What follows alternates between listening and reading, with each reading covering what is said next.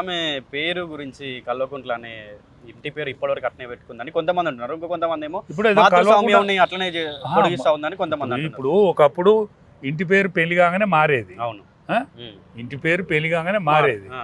కానీ ఇప్పుడున్న ప్రకారం నా బిడ్డ కన్యమైన మాధవే. నా బిడ్డ కన్యమైన మాధవే. పాశం వాళ్ళ ఇంటికి ఇచ్చినాం కానీ మారలే. ఎందుకంటే సర్టిఫికేట్ అట్లే ఉన్నది కాబట్టి, జాబ్ అక్కడ అమెరికాలో అట్లే చేసింది కాబట్టి అట్లే ఉంటుంది. ఆమెకు కూడా అట్లే ఉండొచ్చు.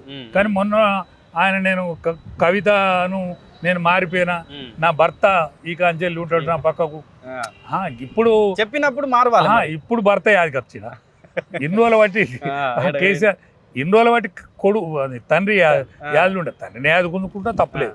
ఇవాళ తండ్రిని నిందించుకుంటూ కూడా తప్పే.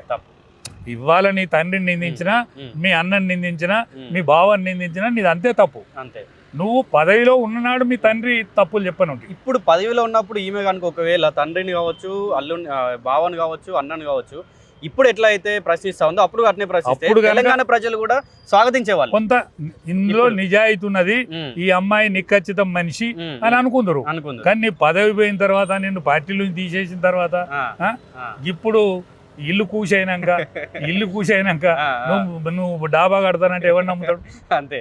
ఉన్న ఇల్లు కూసైన తర్వాత నువ్వు పెద్ద బంగ్లా కడతా, నేను దానికి నిత్యం లేస్తా,